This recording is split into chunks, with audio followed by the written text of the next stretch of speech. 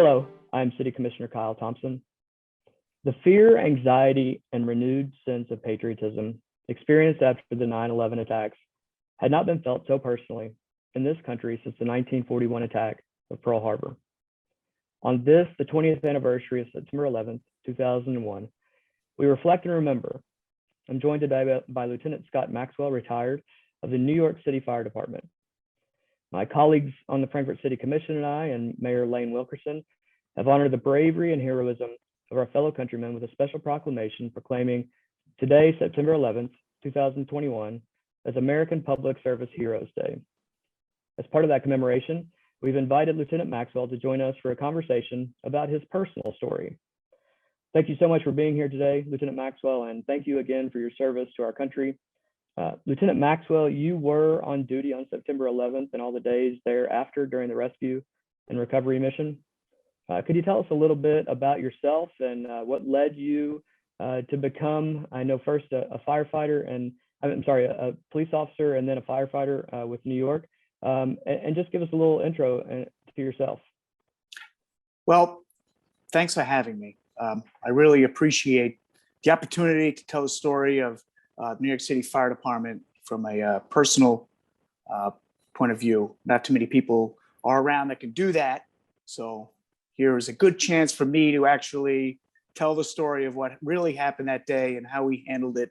The reason that I can answer these questions is I was working that day. I'd recently been promoted to lieutenant, and I got promoted out of the Bronx out of special operations and was working covering. I was working in a firehouse that I had never worked in before as a lieutenant, and I was only 43, with 12 years, on the job. Anyway, I worked a 24-hour tour in this firehouse in Brooklyn, 219 and 105, 219 engine and 105 truck. 24-hour tour. I started at 6 o'clock the night before 9/11, and I was scheduled to work until 6 o'clock the very next day, 24 hours. When we work these types of tours, people come and go at 9 a.m. because we work two separate tours that we hook together to make 24s. Anyway, I always wanted to be a fireman. I remember sitting on the curb outside of my grandfather's delicatessen in Long Island, watching the volunteer fire departments parade by at 5 years old, saying that's what I wanted to do. And I kept to that thought all through my high school days. You can see in my high school yearbook, it says, good luck being a fire captain in the Bronx, watch out for flying bricks, all kinds of different things. Anyway, I always had the calling to be a fireman. I just always wanted to do it. I got kicked out of the same college twice. It wasn't for me. My job was to work as a fireman, which is basically, for people that don't know, it's like high school without homework. The camaraderie, the adventure, the fun, it's worth every minute of it. You don't even think about what could happen to you, but you do it anyway. So a lot of people probably wonder what the connection is here, and I'll give them a little bit of background, and you add on to this. My wife and I were in New York City at the last day of June through July 4th weekend, and so we decided on July 2nd, I think it was, we went to the 9/11 memorial, and of course we had always heard you got to go to the 9/11 memorial. Everybody said you got to go to the 9/11 memorial, so we made sure that we carved out time and we did that. And so no matter how you prepare yourself for what you're going to see in there, you're not ready. I mean, you're just not ready for what you see. And I was alive during that when that happened. I saw things that happened, but to see the presentation of the museum and the memorial is, I mean, it just takes your breath away, the first time you see it. As someone from the outside living in a small town in Kentucky. And when we walked through the museum portion, which if folks have never been there, it's actually on below ground. It's you go 5 stories below ground. 5 stories.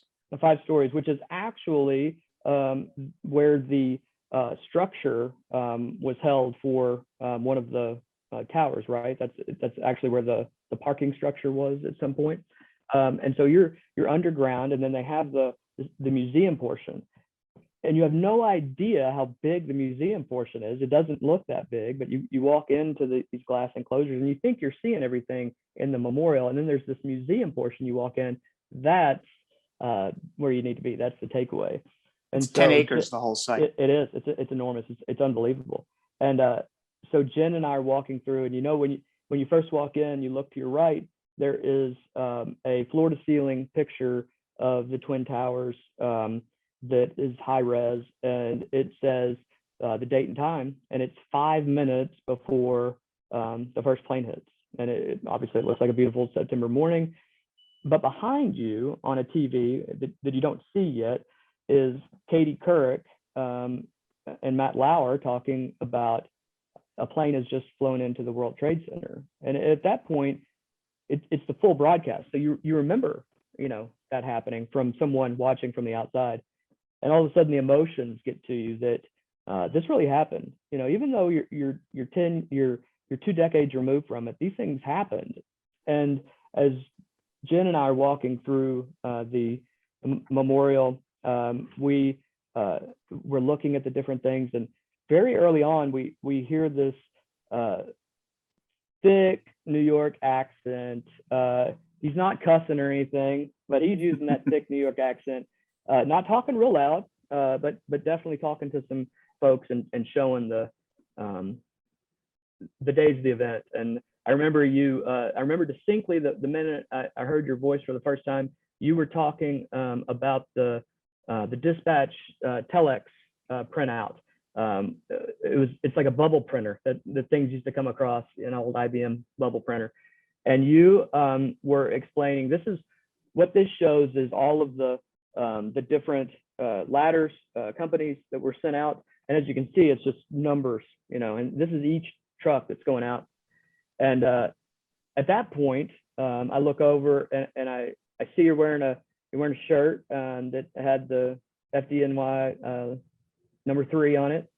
And I lean over to Jen and I say, I think this guy was there. And I'm not saying anything about your age or that you matched the qualifications for that, but you seem to know a lot about what was going on.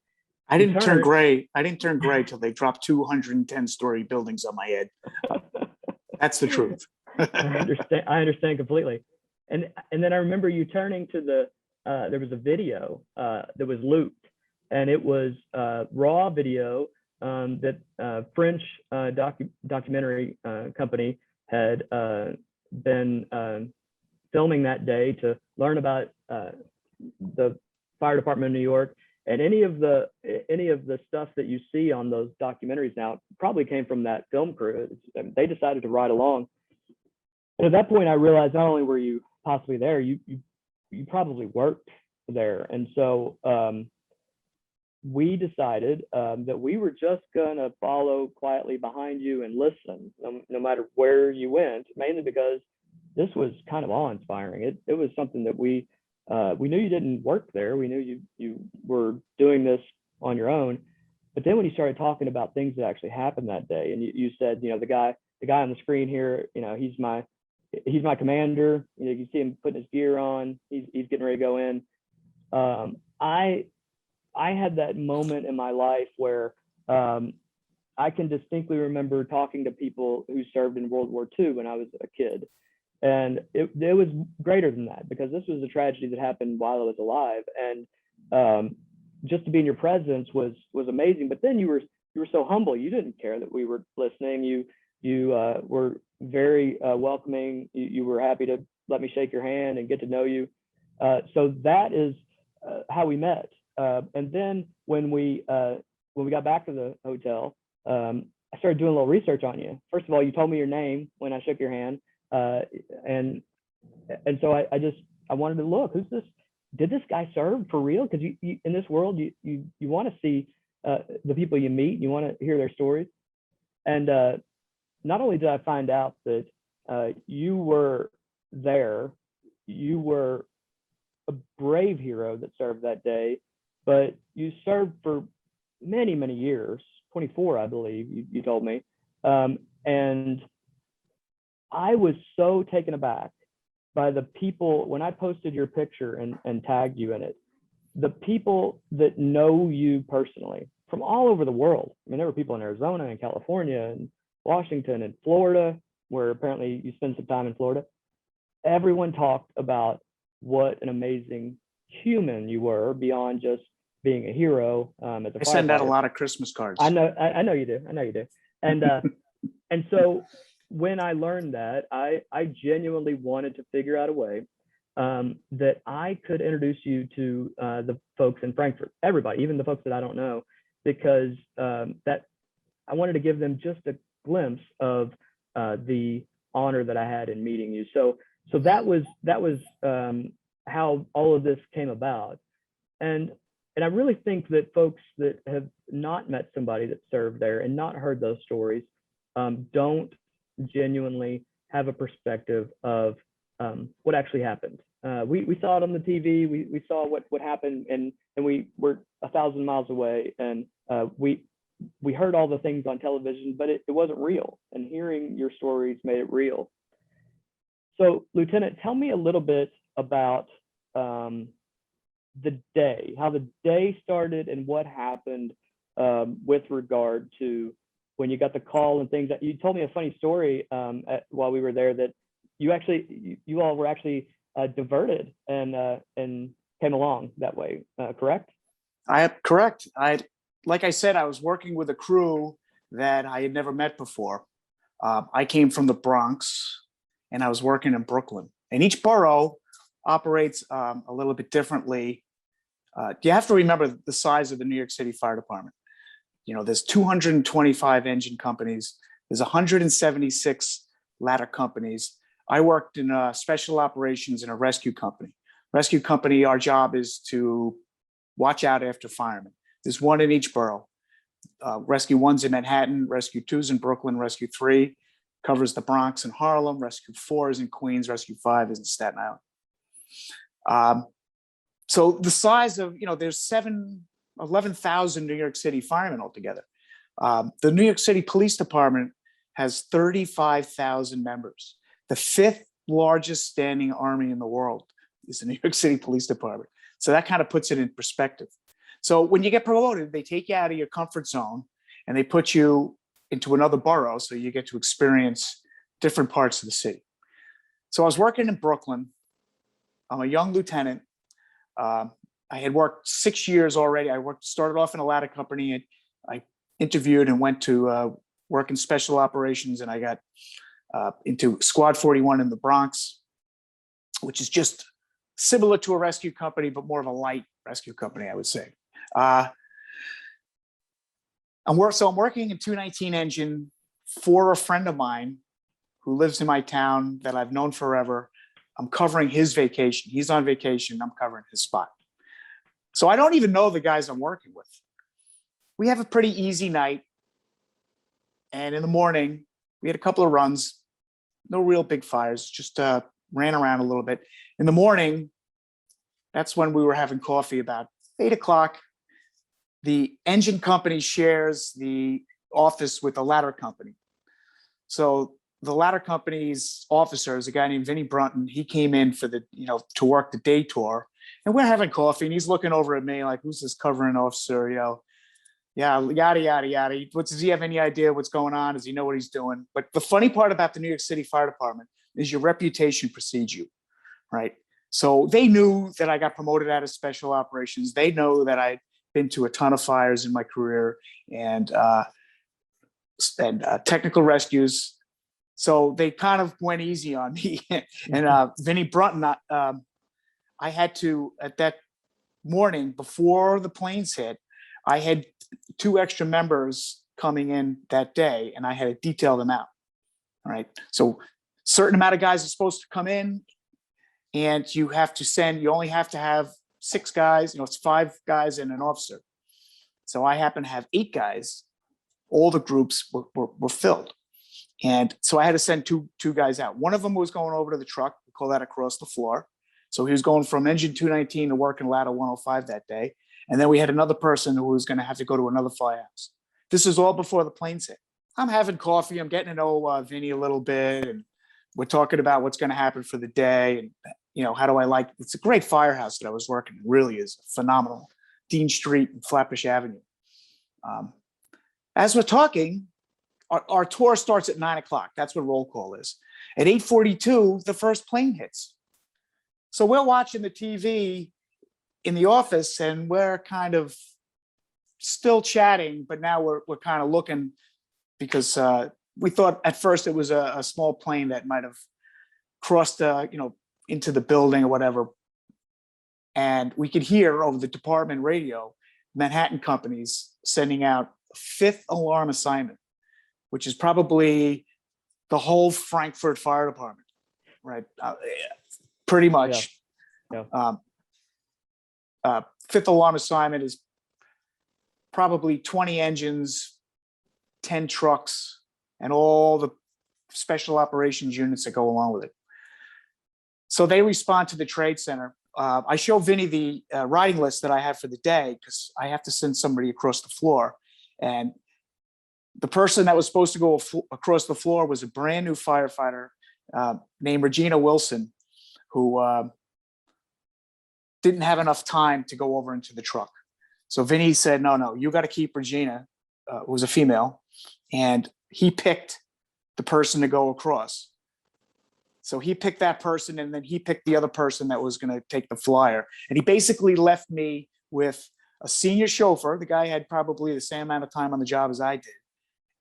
And what we call probies. The people on the back of the truck all had a year or two on the job. They were brand new. Wow. It was very interesting. And I didn't know who they were. So now I'm kind of introducing myself to these people. And the second plane hits. Now they're calling over all the Brooklyn companies are going to go because they've drained pretty much all the Manhattan companies for the first plane. And they start calling all the Brooklyn companies. So we get the call, 105 gets the call. There's about 10 different rigs. We all jump on the fire truck. Regina now is with me, not across the floor. And we start heading to the Brooklyn Bridge. As we're heading to the Brooklyn Bridge, I get a call on the radio. This never happens. Being redirected to another building in Brooklyn for a report of a fire. So now I'm in line with about 10 other fire trucks heading towards the Brooklyn Bridge, and I have to peel off and go to this building, which is first due in our district. It's this big bank. It's an iconic bank. I run in, the guy's like, no, it's just smoke blowing from across the river. Go. So I run out and I am now maybe 3.5 minutes behind the rest of the crew. I don't know where I'm going. I'm in Brooklyn. I'm a Bronx guy. My chauffeur, luckily, is experienced, and he said, okay, we're closer to the tunnel now, the Brooklyn Battery Tunnel, than the bridge. So let's head for the tunnel. We head for the tunnel. We're all by ourselves. We get to the tunnel. We're flying through the tunnel. Cops now have everybody stopped at the other end. Everybody's coming out of the tunnel. We're going in towards the Trade Center. The Brooklyn Battery Tunnel comes out about 400 or 500 yards short of the South Tower. That's where on West Street. So just as we are about to come out of the tunnel, the South Tower collapses. Just as we poke out of the tunnel, everything goes black. I come from special operations. I feel like they've hit the tunnels. They kept telling us they were going to hit the tunnels, and I'm waiting for this giant whoosh of water to come and kill us. Doesn't come, but you can't see anything. Everything went completely black. We have two radios. One that we have on the fire truck where I can speak to the borough that I'm in. So I had switched from Brooklyn to Manhattan, so they knew I was coming.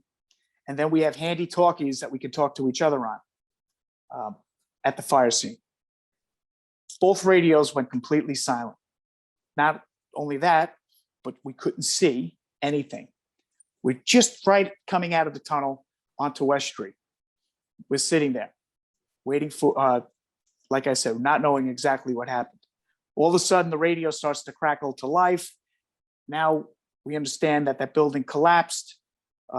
We're getting reports from people in the other building or the firefighters. We can't listen to the cops. We don't talk to the cops. We speak totally different languages at fires. The South Tower has collapsed.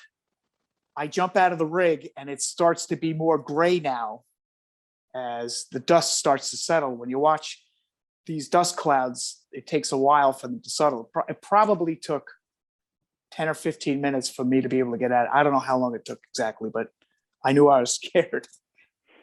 We got out of the fire truck and I started walking in front of the fire truck because people now are running for their lives to get through the tunnel to get away from this collapsed building, whoever survived.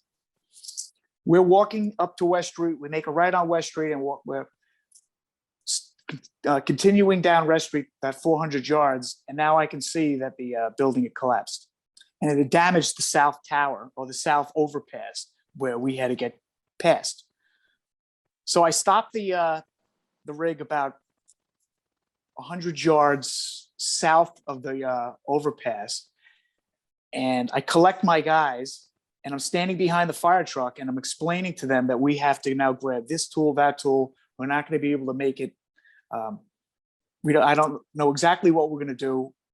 I'm not hearing anything on the radio as far as command goes, but start collecting these tools, and then we're gonna walk the last 100 yards and get to work.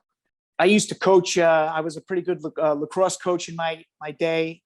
And I remember that I always kept my players back to the game so they would concentrate on me and not what's going around them. I'm watching the North Tower and I'm watching the people come out of the North Tower and fall that tragic amount of distance and hit the ground. Which was not really too far from where we were standing. So as I'm watching the people come out of the building and I'm watching the fire in the North Tower, I instruct my guys and we take half a step towards the North Tower and it just collapses above me. I'm able to corral my team and we dove under the fire truck, literally under the tailboard of the fire truck. And as we're under there, it took probably 2.5 seconds, but pieces of the North Tower are actually hitting the fire truck, pieces of steel and rubble, and it was just sounded like a train going off the tracks. That's the only way I can explain it. It was just an unbelievably large rumble, and you could feel the rig collapse. Boom, boom, boom, boom, boom, boom. As it's coming down on us, it probably took over a minute for all the debris to fall. I can remember the chauffeur is yelling, "Pray, pray, pray." And I'm just trying to find my face piece at this point. Somebody was laying on my face piece to my air tank, so I couldn't get it. And I just stuck my face inside my coat and thought that I was going to die. Now, my service friends will tell you this. Would you honestly think that this is it and you're going to die? A very serene feeling comes over you. It's almost, it's hard to explain. It's like, it's okay.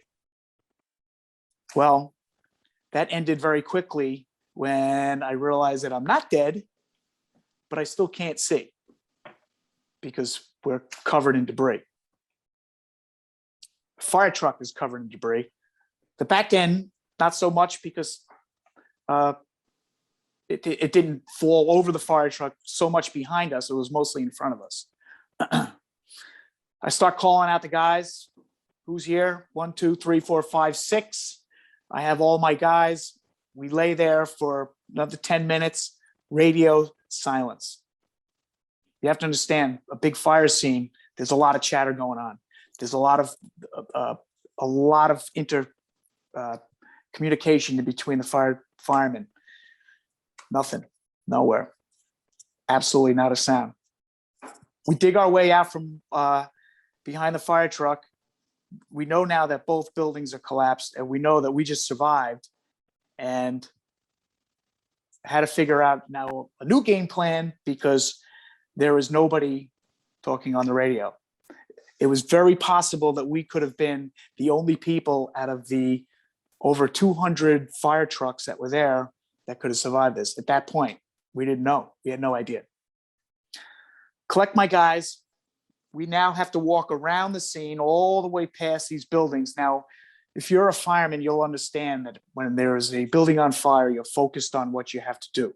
I've never in my life walked around an area like this where every building was on fire. Even the 2 blocks away that we had to walk to get into the scene, to get around the debris, there was 2, 3, 4 floors of fire in these buildings. And there was nothing that we could do about it. We were pretty much on our own. As we're walking, you could start to hear the radio crackle back to life. You could start to hear that other guys had survived and where they are. You could start hearing calls for help. We started to get back into emergency mode other than survival mode. So as we got back to the West overpass, I can remember standing there with my guys covered in dust, looking at 2 giant piles of buildings that is now probably 20 stories high, and every building around us has been affected, is either on fire or has had giant pieces of debris taken out of it, or it's surreal pictures. When I do my tours of this, I like to stand people out front first and show them exactly where they're standing and what was there prior to what's there now. I remember saying to one of the young guys, now here's the beauty of working with all young guys. They will go anywhere you lead them. I remember saying, okay, we have what we need. I don't know what we're going to do. We're going to try to find somebody who's in charge. And I stopped and I turned around and I said, and I can't guarantee we're going to come out of this alive.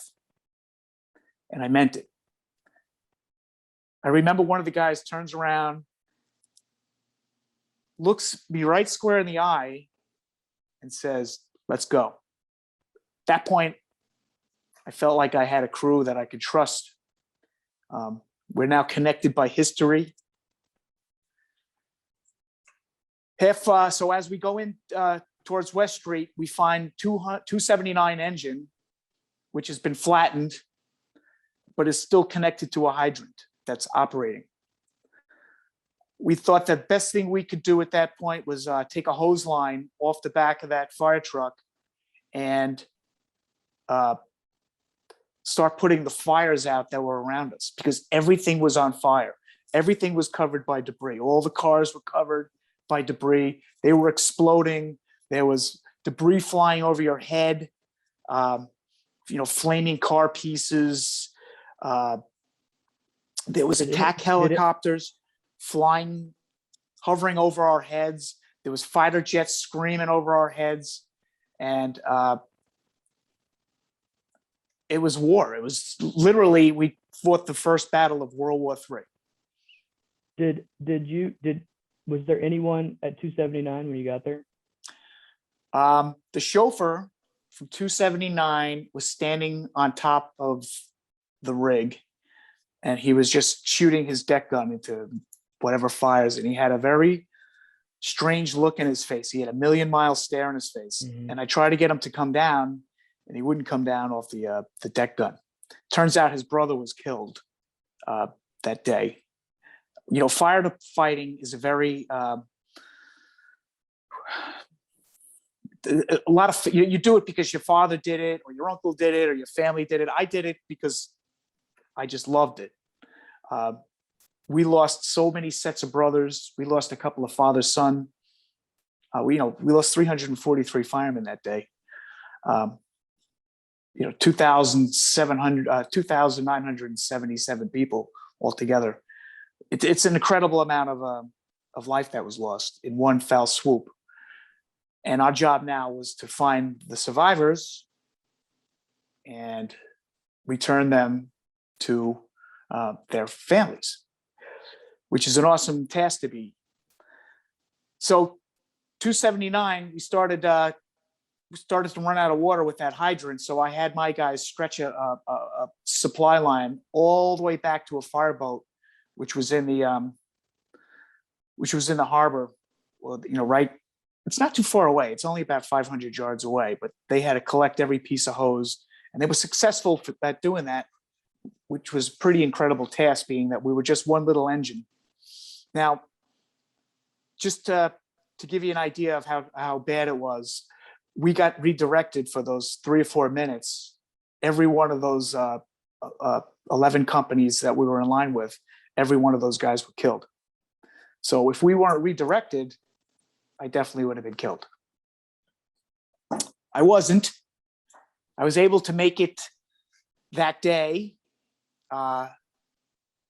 through incredible, later on that day, 7 World Trade Center collapsed, which is a 45-story building. There was constant shatter of extra attacks coming in. We were hearing all kinds of things, that the Eiffel Tower was hit. We were hearing, we heard some of the true things that happened about the Capitol building and, the Pentagon and other things like that. But you kept hearing that the other shoe was going to drop. So one eye was in the sky waiting for another plane to come land on you. And through the explosions and mayhem, there was an amazing amount of calmness amongst the first responders. Nobody knew who was where or who was killed or what the level of what happened to us. We had no idea. We just had our eyes focused on what we were doing. Lieutenant Maxwell, one of the things that they have on display as an audio display at the 9/11 Memorial is when you come around a corner, you hear the high pitch squeal of I believe you called them the rescue bells, or the fact that somebody had pass alarms. And so one of the firefighters was not moving, and so it immediately goes off because there is an issue. You also told me that when there were things crashing and going on around you, but all you could hear everywhere you went were these pass alarms that were going off. Had you ever experienced anything like that? Could you even comprehend the level of what was happening with regard to the loss of life at that point? Well, not at that level. What I tell people was that was the worst fire I was ever at. But in 26 years, that's not the only fire I was ever at. And I was trained to a different level. When it's your job to go rescue down firefighters, you hear things that other people don't hear, and you tend to have a bigger picture. Each company is assigned a task, and we know where they're going and what they're doing. When I meet the Frankfort firefighters, they'll all agree with me. Nobody just runs around squirting water on fire. Everybody's trained to do a job. And so was I at that point. Pass alarms are devices that we wear on our masks that if you don't move for 20 seconds, it starts to go off. And there was literally, you could hear pass alarms everywhere, but you couldn't get to them because they were all under an extremely heavy load of debris. So you had to get past that and just try to concentrate on. We did have a couple of instances where firefighters got trapped subsequently. A couple guys in the collapse. Jay Jonas and his bunch from Ladder 6. That's a very famous story. And then a couple of other guys who subsequently with secondary collapses, which took a lot of manpower and a lot of patience to try to do. Now, at that point, every firefighter in the city was mobilized to be there, and the police and PA worker, Port Authority and EMS. So about an hour after the collapse, we started to have some manpower to be able to operate.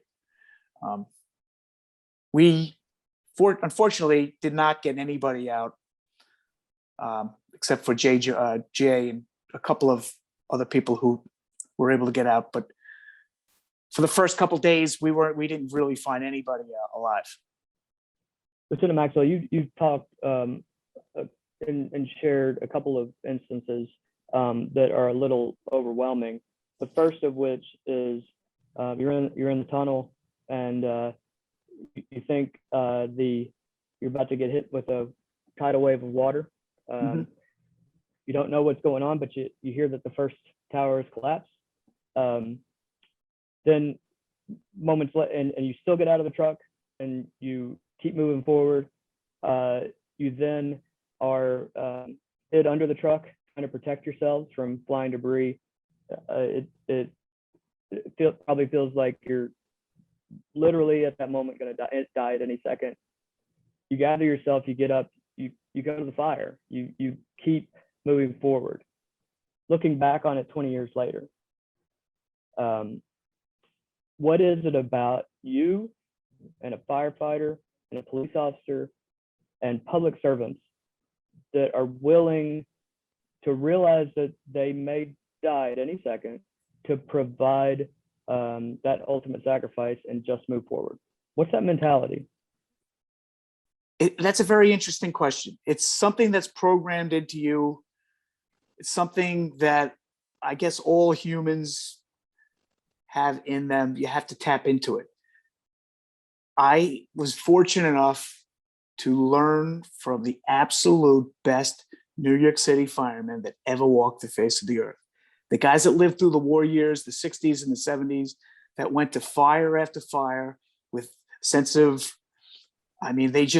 these guys taught, you have to depend on your training.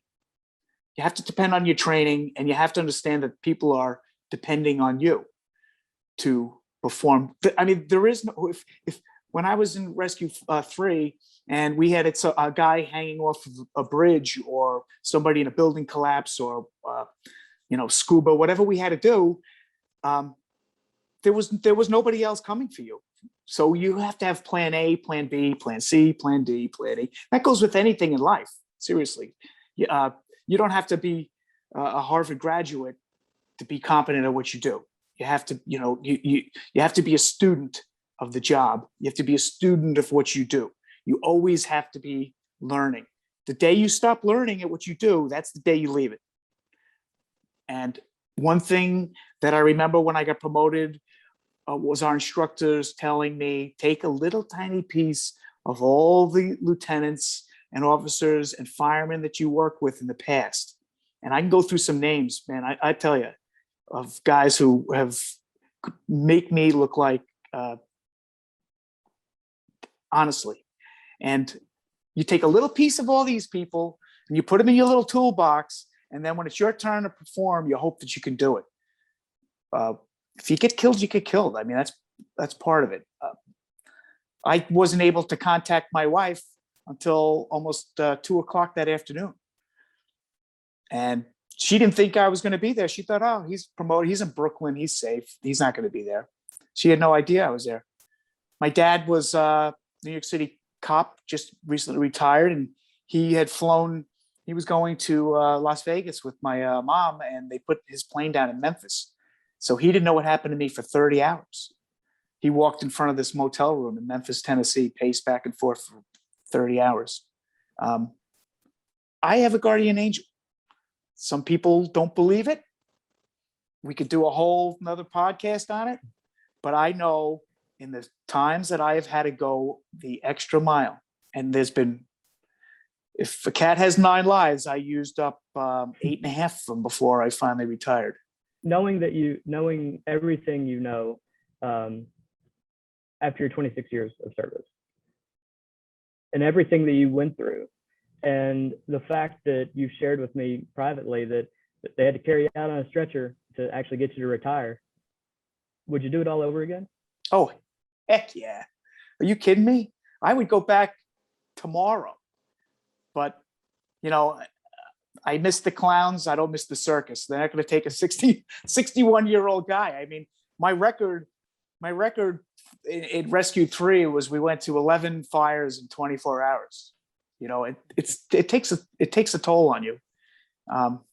a lot of firemen don't go to 11 fires in a year. We went to a whole lot.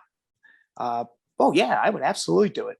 And I so enjoy getting together with my peers and just getting to talk about the job, playing golf or whatever we do, because we think differently than other people. We act differently than other people. It's not that we're irreverent or foul mouthed or anything else, but we believe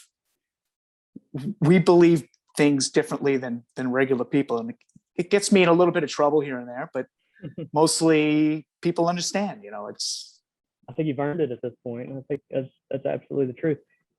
Looking back 20 years later, as today commemorates the 20th anniversary, what are your emotions with regard to 20 years? Has the feeling that you had moments after the collapse, has that left you at all? Has it waned at all?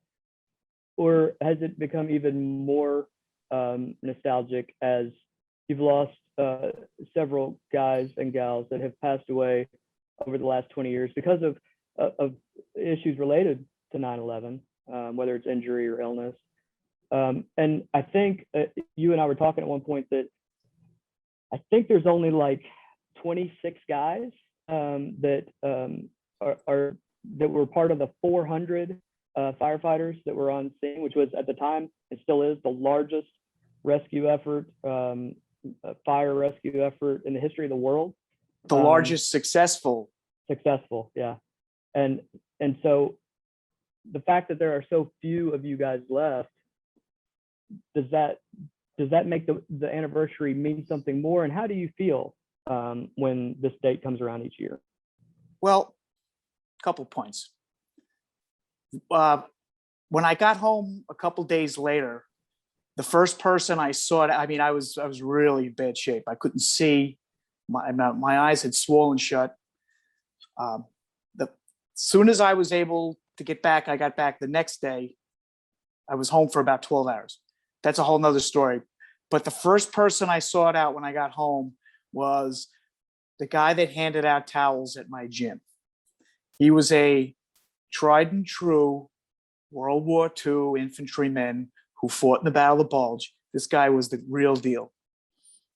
He was captured. He escaped. He was captured again. He fought real battles in World War II and was a guy who I really trusted.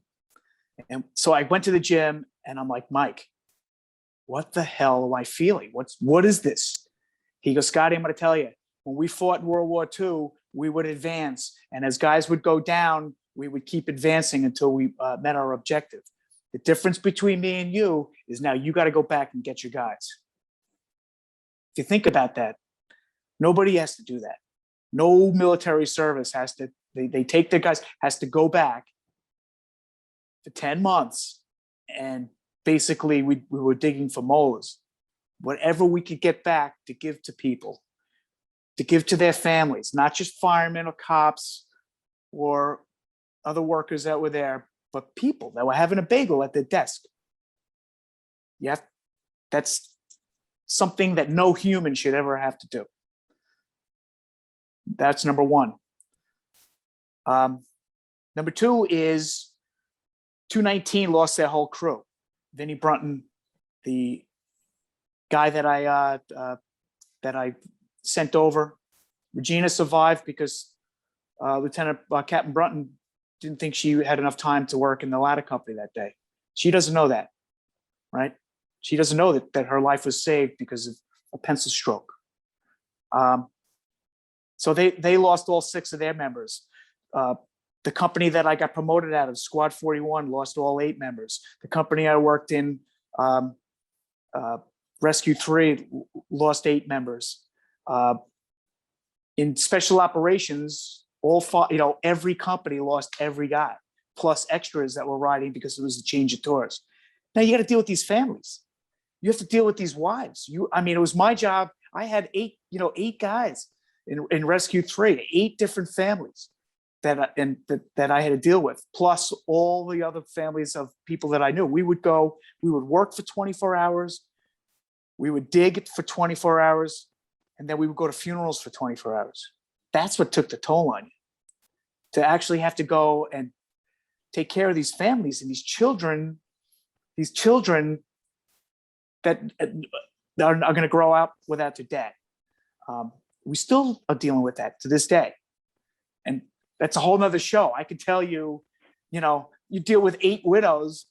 One of them's glad the son of a bee's dead.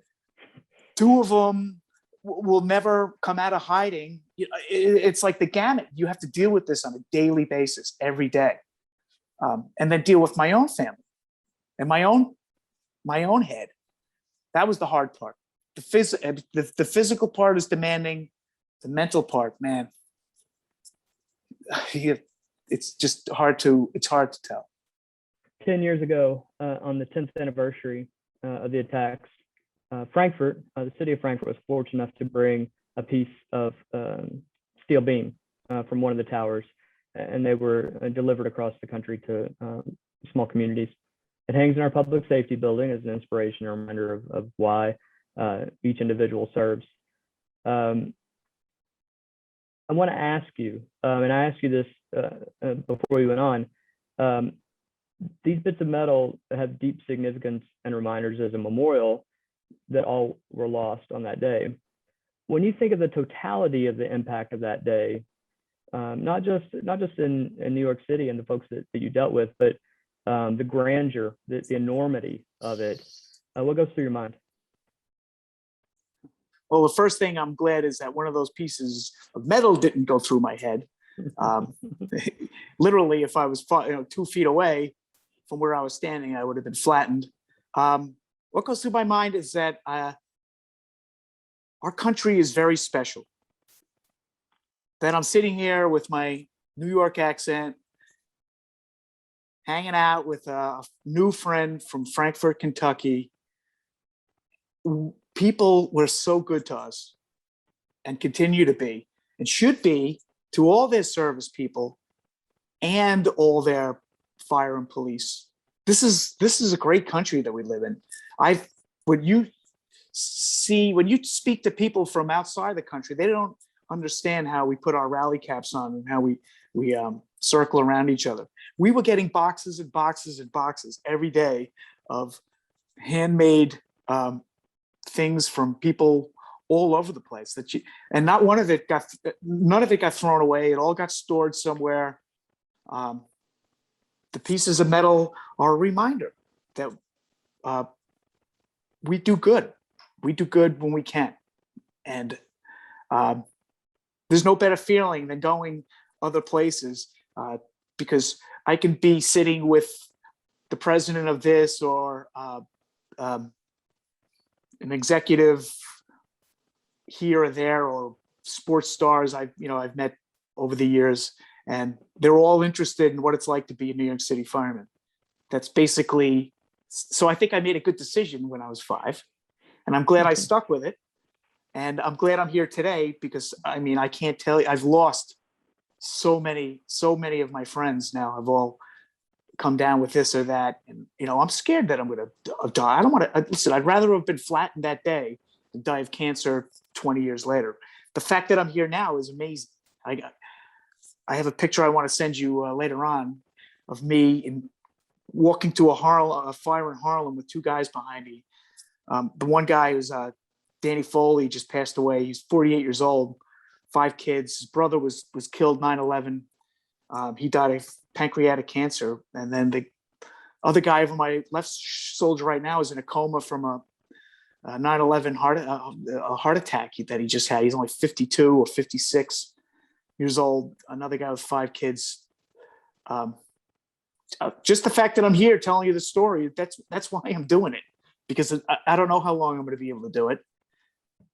Anybody who wants to listen, I'll tell a story, because it's not about me. It's about what happened that day. And I know what it smells like, tastes like, feels like to experience that.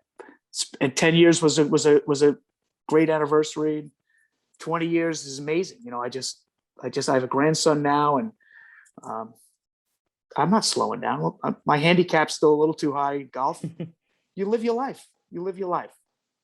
What would you say to young women or young men who may be a little older than 5 years old when you made your decision, but maybe in middle school or high school or even college at this point, who are considering careers in public service, in the fire department, the local police department, or even military service, what advice would you offer to them?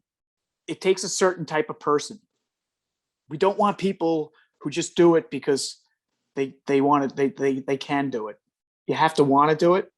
You have to be a student, learn, gain experience. You have to be humble. But I'll tell you what, you save your first baby, you're Superman. We have a saying in the fire service. You have to excuse me. I get choked up when I talk about I'm getting choked up you talking about it too.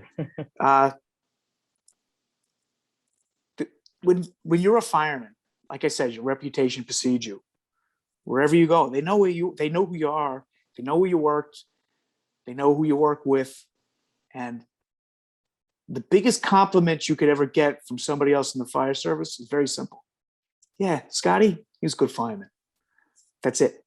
Not all the words and all that. We don't throw the word hero around very easily. I work with guys where I was in awe, taking doors off of hinges, using them as shields, saving babies out of cribs. I'm it's hard to explain. You're cutting people out of cars or dangling off of bridges, whatever you have to do. It is the most interesting, exciting, refreshing. You do this job, you could walk, with a little hitch in your step for the rest of your life, even when you can't work so fast. Lieutenant Maxwell, Scotty, I want to thank you for not only sharing your story, but sharing your story with me, personally. You didn't have to do that. That was humbling to me. The fact that you would take the hour to talk to the citizens of Frankfort is humbling on a different level than I can even describe. After the pandemic's over, we've already talked about the fact that you and your lovely wife we're going to invite you to Frankfort properly. We want you to experience our hospitality in this town. We want you to experience our bourbon, which I know you are a fan of Buffalo Trace. And we want you to share a bit more of your story with our citizens. We've already talked about the fact that you look forward to that, and we will, just be amazed at that opportunity. And we look forward to that day. I can't wait to see my new friend again. And from all of us in the city of Frankfort and all of those who leave the city of Frankfort, I want to thank you for your service. I want to thank you for your service on 9/11, but I also want to thank you for your 30 years of service to the people of New York and to this country. And the sacrifice that you have made is something that we can never repay, but we are indeed thankful. I want to thank you for sharing so freely of yourself, not just with us, but just with all the people you've talked to since then. When we met, you said, "This is what I do as my coping mechanism. My coping mechanism is to share the story with my friends and take them to the memorial." I can't imagine the feelings you get as you go through there. So I want to thank you. I want to ask that God continues to bless you. I know you are a proud grandpa at this point with that grandson of yours. We are very happy to honor you and your family, not just your immediate family, but your fire, EMS, and police family as well. And I want to thank you deeply for coming on today. The pleasure was all mine. And I would like to thank Cable 10, Penny Peevler, all the folks that are assisting at Cable 10, David and Zach and Kathy. We greatly appreciate it. Thank you for joining us today on 9/11. We hope that you and your family can genuinely take something away from this meeting with Lieutenant Maxwell, and we look forward to seeing you in the future. Thank you.